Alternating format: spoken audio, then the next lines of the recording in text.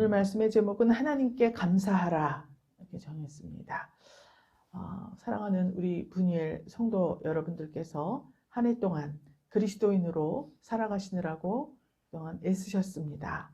하나님 앞에 우리 영광의 박수 한번 올려드릴까요? 할렐루야. 하나님 감사합니다.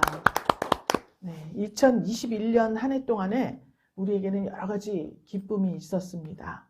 감사해서 기뻐했고, 또 응답을 받아서 기뻐했고, 은혜를 받아서 기쁨으로 서로 교제했고, 또 축복을 받아서 기뻐했습니다. 그런데 어떤 사람들은 반면에 어렵다는 말로 시작해서 어렵다는 말로 끝내는 분들이 더 많습니다. 한 해 동안에 이 코로나19가 지속되는 바람에 정말 어렵긴 했습니다. 그렇지만 그 가운데에서도 하나님을 믿는 신앙을 가진 사람들은 하나님께 감사, 기쁨, 이렇게 해서 한 해를 보냈는가 하면 불신앙의 삶을 살던 사람들은 어려워서 어렵다. 이걸로 끝을 맺은 분들이 더 많이 있습니다. 주어도 끝이 없어요. 정말 대한민국 유사일에 국민들에게 이렇게 많은 지원금을 준 적이 그렇게 많지 않은 걸로 알고 있습니다. 그럼에도 불구하고 더 달라고, 이거 가지고는 살 수 없다고 한결같이 소리를 높이고 정부에게 더 많은 것을 요구하는 사람들이 더 많았던 2021년이었습니다. 왜 이렇게 같은 조건 속에서 같은 정부 아래에서 살면서 감정들이 이렇게 다를 수 있는가 생각해 봐야겠죠? 왜 그렇습니까? 기쁨 앞에서 주저하다가 놓쳐버렸기 때문에 그렇습니다. 모든 것들은 나의 결단이에요. 선택입니다. 그 선택을 할 때에 하나님의 편에 설 것이냐, 자기 주관대로 사는 삶을 택할 것이냐, 이것을 선택했을 때 하나님 편에 서지 못했기 때문에 모든 세상이 어렵고 힘들고 받아도 끝이 없이 부족한 그런 삶을 살게 되었을 것입니다. 우리가 오늘 2021년 마지막 주일 예배입니다. 지나간 시간은 돌아오지를 않아요. 지금 오늘 이 시간도 다시 돌아오지는 않습니다. 헬라어로 시간이라는 것을 표현할 때 두 가지 표현을 쓰고 있습니다. 크로노스라는 표현이 있고 카이로스라는 표현이 있어요. 크로노스의 시간은 그냥 저절로 흘러가는 시간입니다. 지금 11시 10분, 11분, 12분 이렇게 그냥 흘러가는 시간을 크로노스라고 표현을 해요. 그 사람들은. 그 다음에 카이로스의 시간이 있습니다. 이 카이로스라는 시간은 어떤 의미를 부여하는 시간이에요. 보람 있는 시간, 감사한 시간, 또 은혜 있는 시간, 축복의 시간, 혹은 분노와 슬픔의 시간, 이런 시간들이 있습니다. 이렇게 의미를 부여하는 시간을 카이로스라고 그렇게 표현을 해요. 지금 우리는 매 순간을 카이로스의 시간으로 우리가 간직해야 됩니다. 왜 그렇습니까? 한순간 한순간 시마다 분초마다 우리를 향하여 쏟아 부으시는 하나님의 사랑과 은혜 가운데 살기 때문에 그렇습니다. 한순간도 하나님을 벗어나서는 살 수가 없는 존재라는 것을 날마다 하나님 앞에 고백하기 때문에 우리의 1분, 1초, 1시간, 한 날은 하나님 앞에서 카이로스의 시간이 될 수밖에 없는 것입니다. 여러분 어떻습니까? 이 순간도 또 다가올 순간도 어제 우리 성탄절 예배드리던 순간도 모두가 하나님 앞에 기억되고 의미가 있는 시간일 것을 믿습니다. 시편 84편 10절에는 고라자손의 시가 나옵니다. 주의 궁정에서의 한 날이 다른 곳에서의 첫날보다 나은즉 이렇게 기록을 해놓고 노래했습니다. 2021년 끝자락에서 우리가 2022년 새해를 맞이할 준비를 하면서 우리에게 주어진 시간을 주 안에서 더욱더 값지고 아름답게 가꾸어가는 저와 여러분 되시기를 주님의 이름으로 축원합니다. 오늘 시편 149편 이제 150편 한 장 남았죠? 전적으로 하나님을 찬양하기 바로 직전에 하나님 앞에 찬양하는 노래입니다.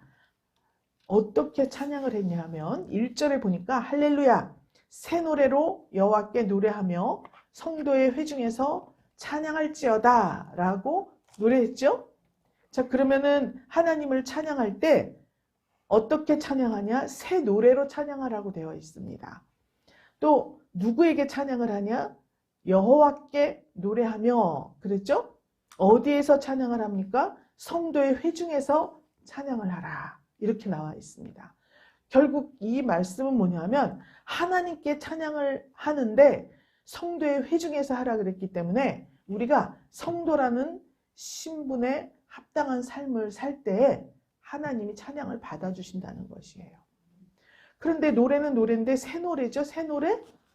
새 노래로 여호와께 노래하며 라고 표현을 했는데 새 노래는 수차에 걸쳐서 여러분께 설명을 드렸습니다. 새 노래가 뭐죠? 기록된 말씀은 그냥 읽는 것은 노래입니다. 그런데 이 말씀을 내가 받고 그 말씀이 내 마음밭에 뿌려졌어요. 그래서 그 말씀의 씨가 싹이 나고 잎이 나고 자라나서 나무가 되어서 열매를 맺었습니다. 즉 하나님의 말씀을 순종하였더니 나에게 어떠한 신앙의 열매가 생겼어요. 그 열매를 주님이 주신 것입니다 라고 고백하는 것이 새 노래입니다. 우리가 처음에 신앙생활할 때 가장 힘든 부분이 뭐냐 하면 주의를 잘 지켜라. 주일날 뚜벅뚜벅 걸어 나오면 되죠. 물론 모든 환경을 다 제치고 주일마다 11시에 자기 자리를 지키면서 예배하는 것은 어려운 일일 수 있습니다. 그런데 뭐 그나마 그것도 할 수 있어요.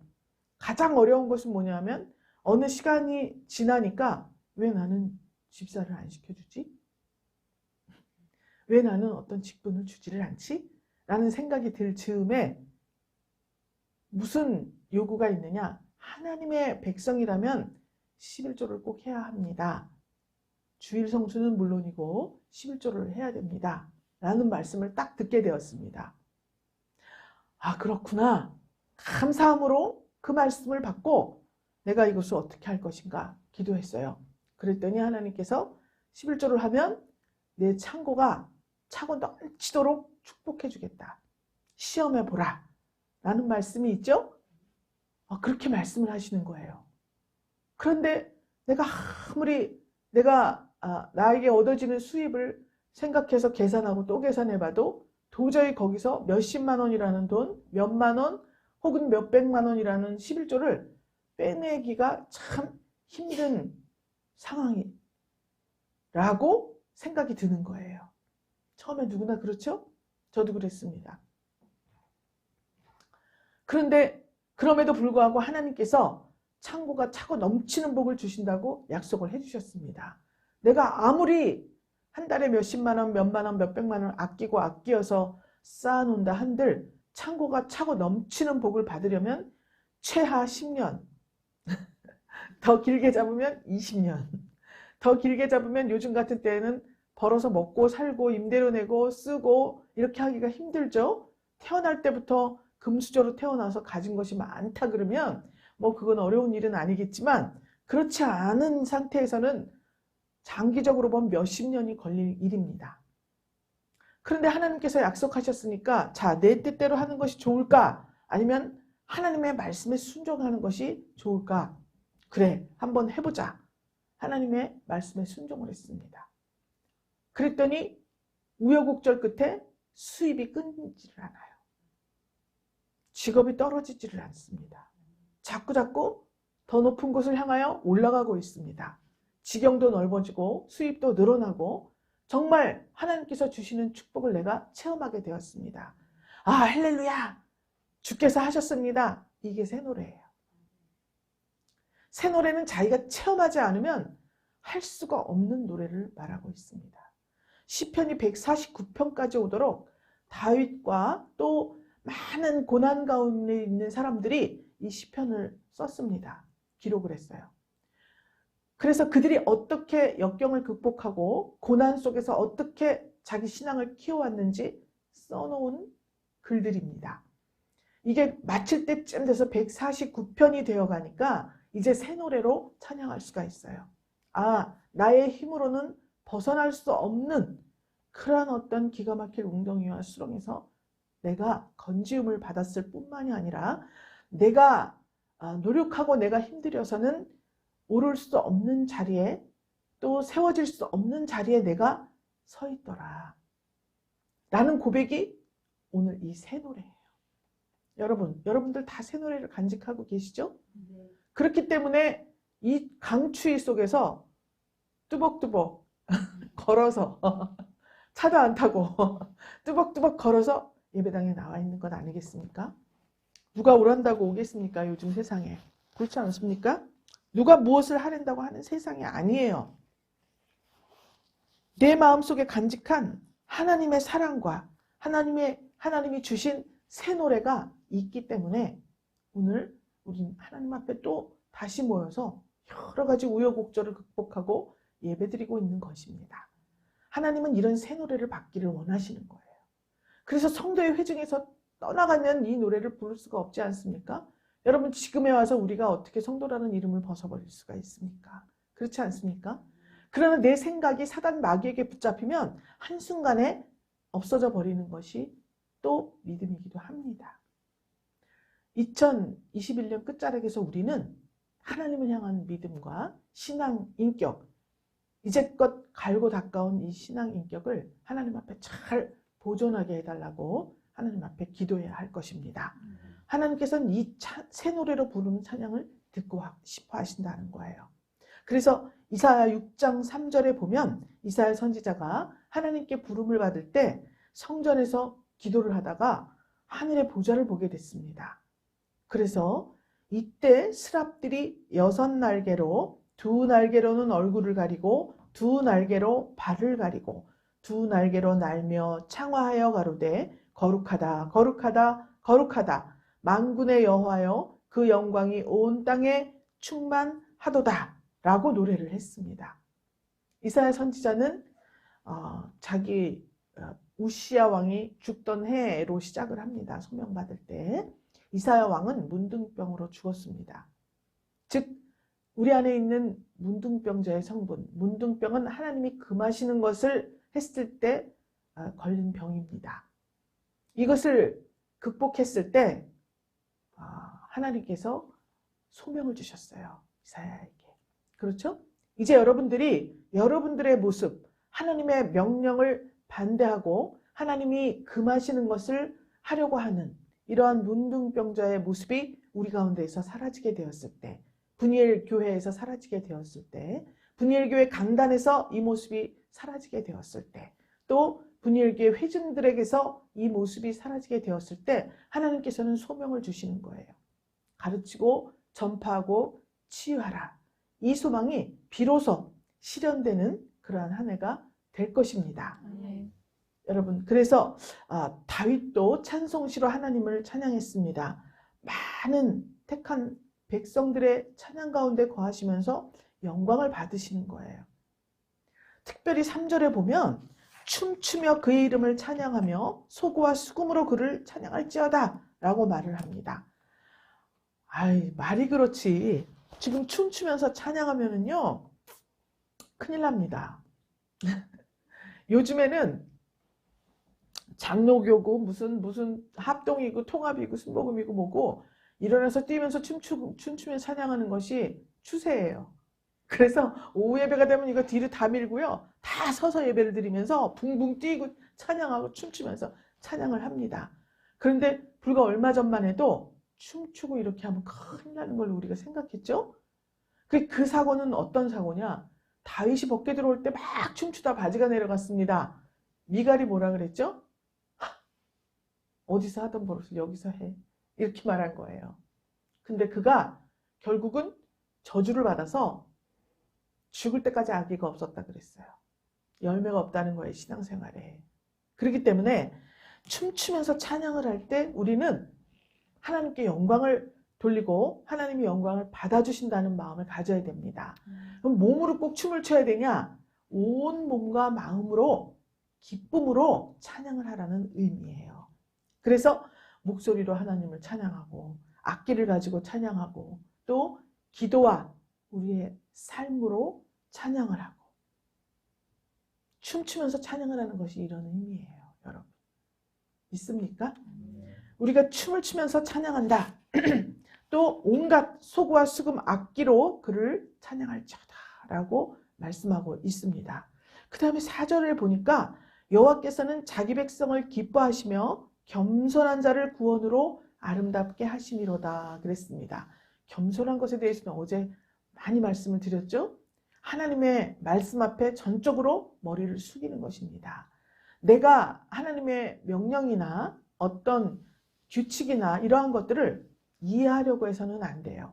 이해하려고 하면 우리의 감정이 거기 보태집니다. 그렇기 때문에 이해할 수가 없어요. 도저히. 그렇기 때문에 이해가 아니라 무슨 의미가 있겠지.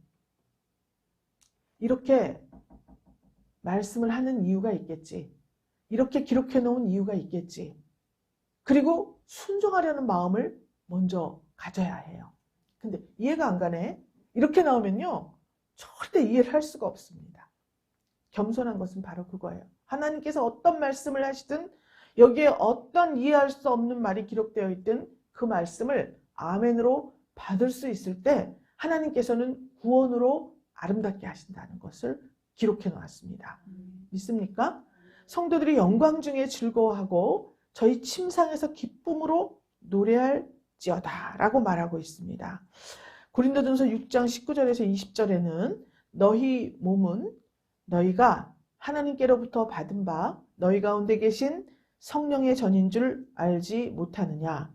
너희는 너희의 것이 아니라 값으로 산 것이 되었으니 그런즉 너희 몸으로 하나님께 영광을 돌리라.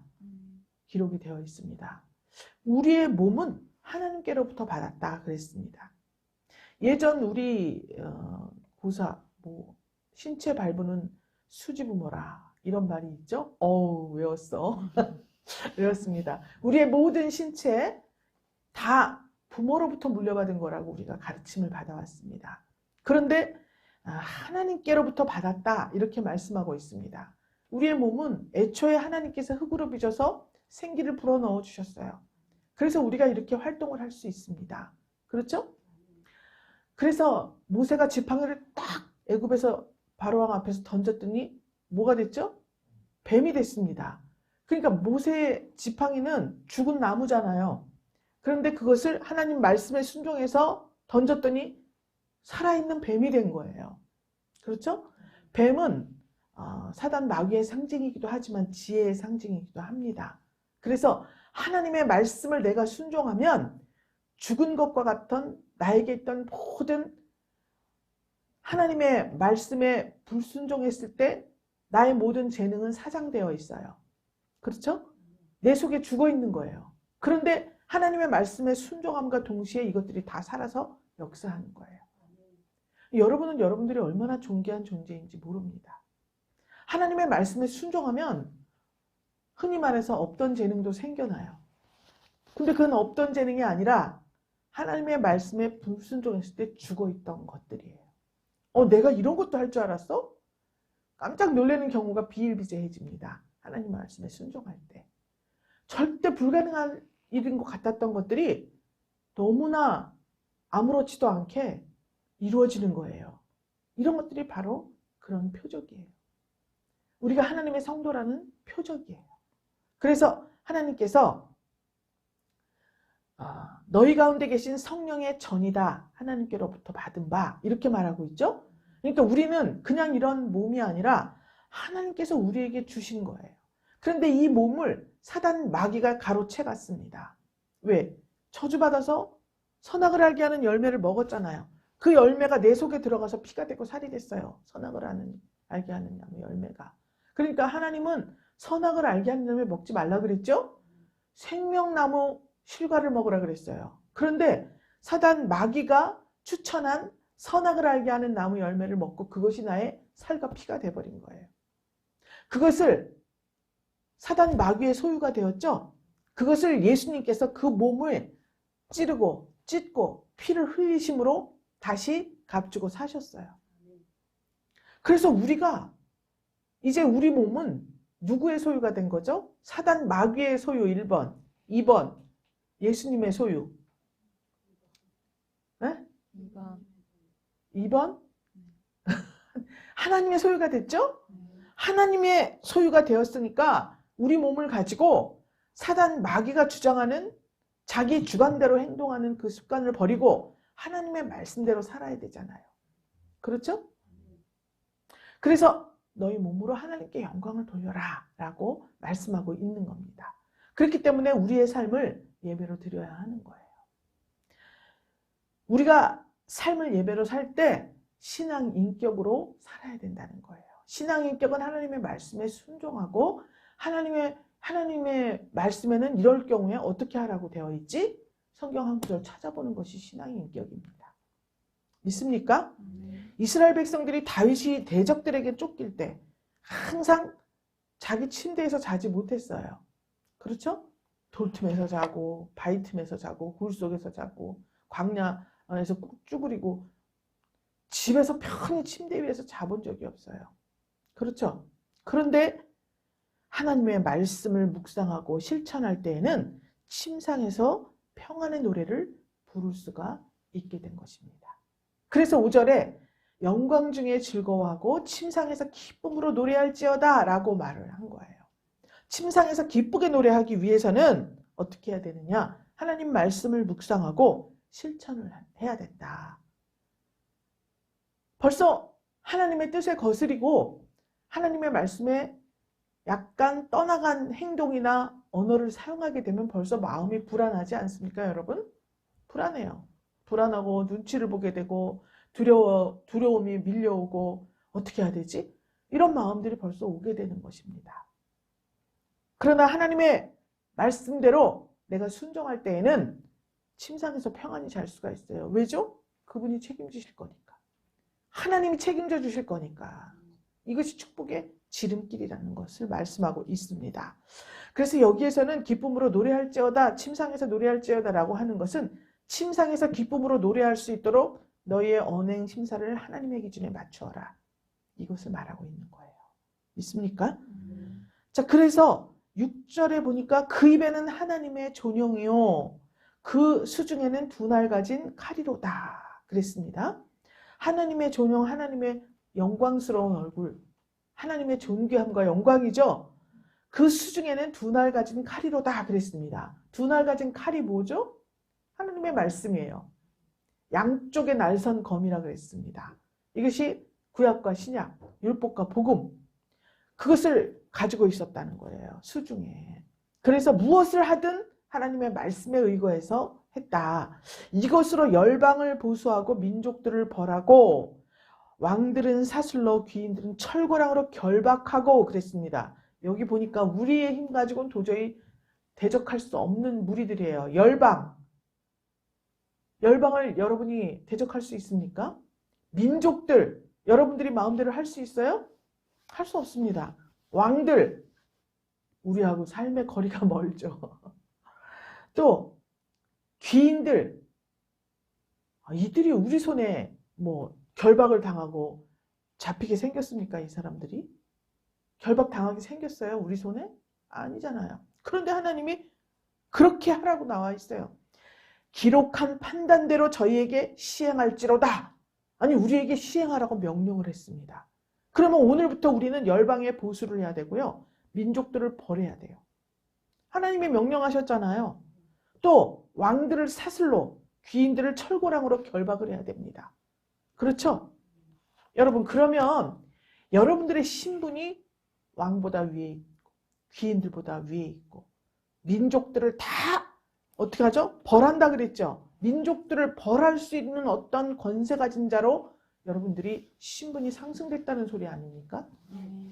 이것이 주님과 함께하는 사람들이 가질 권리라고 말씀하고 있습니다. 그래서 모든 나라에 다 승리하는 성도를 말하고 있는 거예요. 그러면 실질적으로 어떻게 열방의 원수를 갚고 민족들을 벌하지? 또 왕들을 어떻게 사슬로 묶지? 대통령을 사슬로, 또 장관들, 국회의원들을 철거랑으로 결박을 하라고? 어떻게 하는 거지? 궁금증이 생기지 않습니까? 어떻게 해야 됩니까? 기도를 해야죠.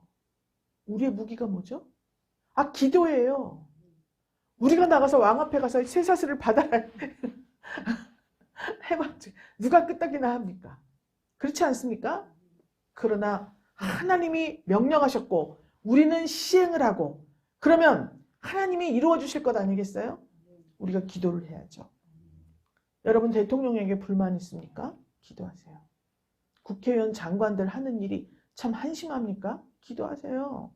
기도하세요. 기도로 묶어야죠. 여기서 아무리 대통령이 어떻고 누가 국회의원이 어떻고 누가 어떻고 떠들면 그 사람들이 끄떡도 안 합니다.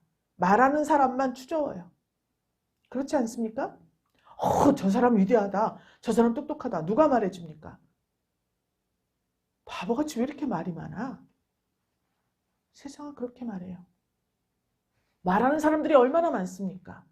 그러나 그들의 말대로 되지 않아요. 왕들은 자기 일을 하고 귀인들도 자기 일을 하고 민족과 열방들 다 자기 일을 해요. 떠드는 사람은 옆에 많아요. 아무도 그 말을 귀 기울여 듣지 않습니다. 그렇지 않습니까? 그때 할 것이 뭐냐?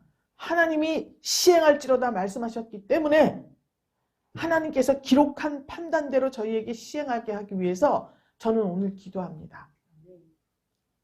기도해야 돼요. 열방을 위해서, 민족을 위해서, 왕들을 위해서, 귀인들을 위해서 기도하라는 것입니다. 이명박 대통령 어머니가요. 참 그 형제들이 4명인가 5명인가 있었는데 단칸방에서 어머니가 맨날 아침에 새벽에 장사를 하시는데 나가시기 전에 항상 기도를 하시는데 대통령을 위해서 기도하고 어머니 우리 자식들이 지금 밥 다 굶고 떼거리도 잘 못 찾아 먹는데 맨날 대통령을 위해서 기도합니까? 물어봤대요. 대통령 한 사람을 위해서 기도하면 나라를 먹여 살린다. 그렇게 말씀하셨대요. 대통령을 위해서 그 어려운 가운데서 정말 자식들 조롱조롱 있는데 잘 먹이지도 입히지도 못하는데 우리 같으면 하나님 우리 자식들 잘 되게 해주세요. 그게 일 아니겠습니까? 뭐가 달라도 달라요.